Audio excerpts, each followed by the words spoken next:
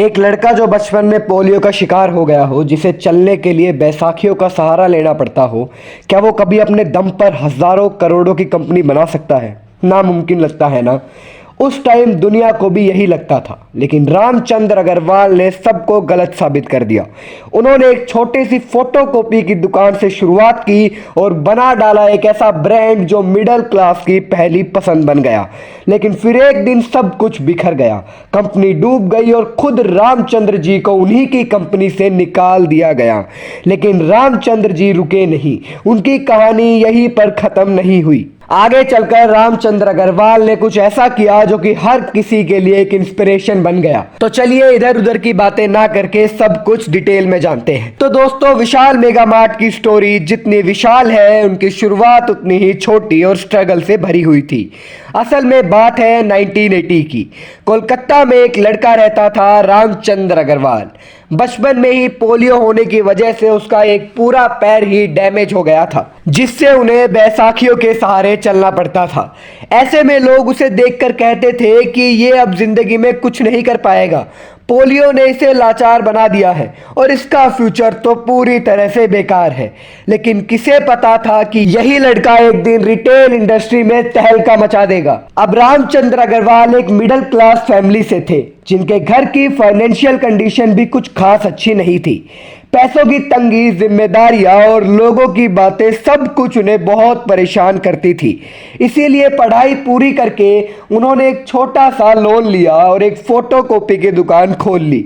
दुकान चलाते हुए उन्होंने सीखा कि बिजनेस कैसे काम करता है, कस्टमर्स को हैंडल कैसे करना है और पैसों का हिसाब किताब किस तरह से मैनेज किया जाता है। अब दोस्तों, इस शॉप से उन्हें बिजनेस लेसन्स तो मिल रहे थे, लेकिन पैसे कुछ खास नहीं। इसीलिए परिवार का गुजारा अब भी मुश्किल हो रहा था। असल में दोस्तों, रामचंद्र को कुछ बड़ा करना था, कुछ ऐसा जो मिडिल क्लास लोगों की असली जरूरतों को पूरा कर सके। लेकिन उन्हें समझ नहीं आ रहा था कि क्या काम किया जाए। इसी दौरान उन्होंने देखा कि लोग ब्रांडेड कपड़े खरीदना तो चाहते हैं, लेकिन दुकानों में रेट्स इतने ज्यादा होते थे कि ज्यादातर लोग इसे अफोर्ड ही नहीं कर पाते थे। बस यहीं से आइडिया आया और उन्होंने तय कर लिया कि वो अफोर्डेबल रेडीमेड गारमेंट्स बेचेंगे। और फिर करीब 1 साल तक प्लानिंग करने के बाद उन्होंने अपनी फोटोकॉपी की दुकान बंद कर दी और फिर से पैसे उधार लेकर 1986 में कोलकाता के लाल बाजार में कपड़ों की एक छोटी सी दुकान खोली, जिसका नाम रखा विशाल गारमेंट। पोलियो के बावजूद हर सुबह 6 बजे दुकान खोलना और रात 11 बजे तक कस्टमर्स को पर्सनली हैंडल करना, यही उनकी डे टू डे रूटीन बन गई थी। और हाँ, भले ही उनकी दुकान ज्यादा फैंसी नहीं थी, लेकिन कस्टमर्स को यहाँ जो वैल्यू मिल रही थी, वही उनको बार बार वापस ला रही थी। इस तरह धीरे धीरे वर्ल्ड ऑफ माउथ से दुकान फेमस हो गई और कुछ ही महीनों में दुकान में इतनी भीड़ लगने लगी कि इसे अकेले संभालना भी मुश्किल हो गया। और तभी रामचंद्र जी ने कुछ सेल्समैन भी अपनी दुकान पर रख लिए। अगले 15 साल तक उन्होंने इसी दुकान को पूरी तरह, पूरी लगन और मेहनत से चलाया। और इस पीरियड में उन्होंने रिटेल क्लोथिंग इंडस्ट्री की बारीकियों को समझा, साथ ही में उन्होंने बदलते हुए टेस्ट, फैशन ट्रेंड्स को भी देखा, जिसके बाद उन्हें समझ में आने लगा कि आखिर मिडिल क्लास इंडियन कस्टमर्स को चाहिए क्या। अब ऑब्वियस सी बात है कि इतना एक्सपीरियंस होने के बाद उन्हें अपनी दुकान से खूब प्रॉफिट तो होना ही था। लेकिन फिर उन्होंने सोचा कि जब एक दुकान से इतना कुछ हो सकता है, तो क्यों ना इसे पूरे रिटेल चेन में बदल दूं, ताकि बाकी शहरों में भी लोग अफोर्डेबल कपड़े खरीद सके, वो भी बिना क्वालिटी कॉम्प्रोमाइज किए। लेकिन साल 2001 में कुछ ऐसा हो गया कि उन्हें अपना ये आइडिया यही ड्रॉप करके विशाल गारमेंट्स तक को बंद करना पड़ गया, जिसके बाद वो अपनी फैमिली के साथ कोलकाता छोड़कर दिल्ली शिफ्ट हो गए। और दोस्तों, इस डिसीजन के पीछे का जो रीजन था, वो था ट्रेड यूनियंस का दबाव। एक्चुअली उस टाइम कोलकाता में ट्रेड यूनियंस का काफी दबदबा था। आप कुछ भी करिए, दुकान खोलिए, कंस्ट्रक्शन करवाइए या फिर सामान अनलोड करवाइए, हर जगह पॉलिटिकल ग्रुप या फिर लोकल यूनियन वाले बीच में ही टपक पड़ते थे और अपना कट मांगते थे। रामचंद्र जी के दुकान में भी लोकल ट्रेड यूनियंस ने दखल देना शुरू कर दिया था। काम में रुकावट, एम्प्लॉइज को भड़काना, बार बार सैलरी बढ़ाने की मांग करना, ये सब रामचंद्र जी के लिए बहुत ज्यादा मेंटली डिस्टर्ब करने वाला था, क्योंकि अफोर्डेबल प्रोडक्ट्स देने की वजह से उनका प्रॉफिट मार्जिन पहले से बहुत कम था। ऐसे में ये सब चीजें उन्हें काफी परेशान करने लगी। इसीलिए बहुत सोच विचार के बाद उन्होंने अपनी दुकान बंद करके दिल्ली शिफ्ट करने का फैसला कर लिया। अब वैसे तो कोलकाता छोड़ना कोई आसान डिसीजन नहीं था, क्योंकि एक ऐसा शहर जहां उन्होंने बचपन से जवानी तक का सफर तय किया था, उसे छोड़ना उनके लिए इमोशनल भी था और रिस्की भी। लेकिन एक बात वो अच्छी तरह से जानते थे कि रिस्क के बिना ग्रोथ नहीं होती। इसीलिए दिल्ली उनके लिए एक नई उम्मीद लेकर आया, जहां ज्यादा एक्सपोजर, बड़ा मार्केट और वो फ्रीडम थी जो कि कोलकाता में अब नहीं बची थी। रामचंद्र जी ने दिल्ली में अपनी नई जर्नी शुरुआत की और विशाल रिटेल लिमिटेड की नींव रखी। उनका विजन था कि वो एक रिटेल स्टोर के जरिए मिडिल क्लास को ब्रांडेड जैसा एक्सपीरियंस दे, लेकिन प्राइस होलसेल के जैसा। इसीलिए उन्होंने एक ऐसा सेटअप बनाया जहां कपड़े, grocery, kitchen items, home decor और बेसिक जरूरत का हर सामान एक ही छत के नीचे अवेलेबल था।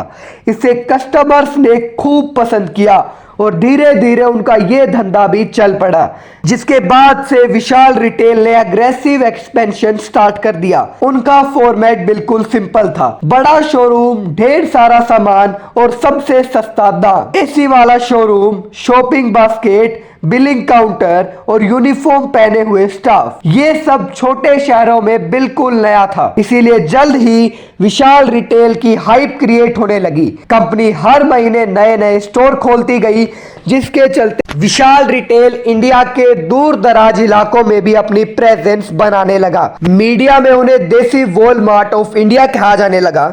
और 2006 आते आते विशाल रिटेल एक ऐसा नाम बन गया जिसमें हर कोई इन्वेस्ट करना चाहता था। और फिर आया 4 जुलाई 2007, जब विशाल रिटेल ने अपना आईपीओ लॉन्च किया और लॉन्च होते ही रिटेलर्स ने इसे हाथों हाथ खरीदना शुरू कर दिया और इसका प्राइस पहले ही दिन अपने इश्यू प्राइस से करीबन 75% ऊपर लिस्ट हुआ। सबको विशाल रिटेल में इंडिया का नेक्स्ट बिग ब्रांड दिख रहा था। उस टाइम विशाल मेगा मार्ट के करीब 50 से ज्यादा स्टोर्स थे और मार्च 2007 तक कंपनी का रेवेन्यू $6 बिलियन यानी कि करीबन 6000 करोड़ रुपए से ज्यादा हो चुका था। अपने आईपीओ से विशाल रिटेल ने करोड़ों का कैपिटल रेज किया और इसके बाद तो मानो एक्सपेंशन का एक दौर ही शुरू हो गया। दिल्ली से लेकर गुवाहाटी तक और भोपाल से लेकर भुवनेश्वर तक हर जगह ही विशाल रिटेल नजर आने लगा। लेकिन दोस्तों, यहीं से शुरुआत हुई उस गलती की जो आगे चलकर कंपनी को बहुत भारी पड़ी। असल में दोस्तों, इसका एक्सपेंशन तो बहुत फास्ट हो रहा था, लेकिन उसके पीछे का सिस्टम उतना स्ट्रॉन्ग नहीं था। कंपनी नए नए स्टोर्स खोलने में इतना ज्यादा इन्वेस्ट कर रही थी कि बैक एंड सिस्टम जैसे कि लॉजिस्टिक्स और इन्वेंट्री उतनी स्पीड से रेडी नहीं हो पा रही थी। इसीलिए उस टाइम विशाल रिटेल का एम्पायर बहुत तेजी से ऊपर जा रहा था। क्रेडिट पर माल उठाए जा रहे थे, ईएमआई पर बिल्डिंग्स खरीदी जा रही थी और लोन पर लोन लिए जा रहे थे, इस भरोसे पर कि कल की सेल सब कुछ संभाल लेगी।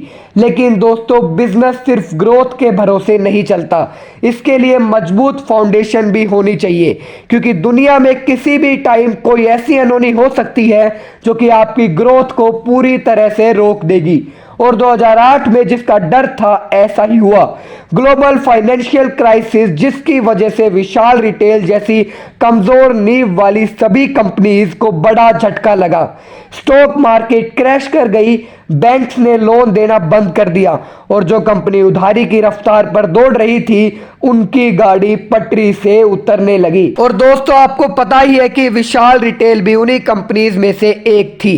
स्टॉक मार्केट क्रैश की वजह से विशाल रिटेल को 750 करोड़ रुपए का लॉस हुआ और इनसे पिछले 2 साल में इतनी तेजी से एक्सपेंशन किया था कि कंपनी के पास कैश कम और खर्चा ज्यादा हो गया। बैंक बार बार ईएमआई भरने की रिमाइंडर्स भेजने लगे लगे, सप्लायर्स पेमेंट की मांग करने लगे और कस्टमर्स भी काफी कम हो गए, क्योंकि रिसेशन के डर से लोग जरूरी चीजों के अलावा कुछ भी खरीदना अवॉइड करने लगे थे। हालात ये हो गई थी कि विशाल रिटेल के कुछ स्टोर्स में तो इलेक्ट्रिसिटी बिल तक नहीं भरे जा सके और कई जगह पर तो किराए पेंडिंग थे, जिसके चलते दुकान मालिकों ने स्टोर्स खाली करवाना शुरू कर दिया। रामचंद्र अग्रवाल जी ने बहुत कोशिश की कि सिचुएशन को कंट्रोल में रखे। उन्होंने कॉस्ट कटिंग शुरू की, कुछ स्टोर्स भी बंद कर दिए और नए लोन लेने के लिए बैंक से अप्रोच किया, लेकिन अब मार्केट में कोई किसी पर भरोसा नहीं कर रहा था। ये वही विशाल रिटेल थी जो 1 साल पहले तक इन्वेस्टर्स के लिए सोने का अंडा देने वाली मुर्गी थी, लेकिन आज ये खुद सर्वाइवल के लिए स्ट्रगल कर रहा था। रामचंद्र अग्रवाल हर तरफ से गिर चुके थे।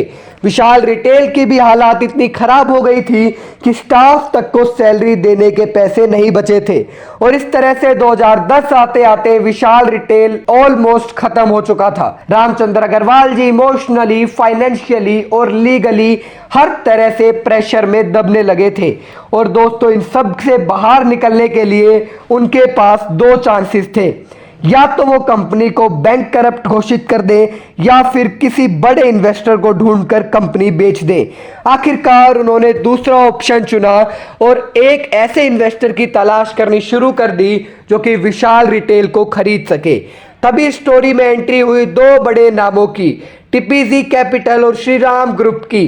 टीपीजी एक अमेरिकन प्राइवेट इक्विटी फर्म थी और श्रीराम ग्रुप साउथ इंडिया का एक बड़ा बिजनेस हाउस जो कि फाइनेंस के लिए जाना जाता है। इन दोनों ने मिलकर विशाल रिटेल के एसेट्स को खरीदने का फैसला किया, जिसके बाद रामचंद्र जी ने कभी 11,000 करोड़ की वैल्यू वाली अपनी इस कंपनी को 2011 के टाइम सिर्फ 70 करोड़ में बेच दिया। ये सब कुछ रामचंद्र अग्रवाल के लिए दिल तोड़ने वाला था और इस डिसीजन के बाद आगे क्या हुआ ये हम जानेंगे पार्ट 2 में।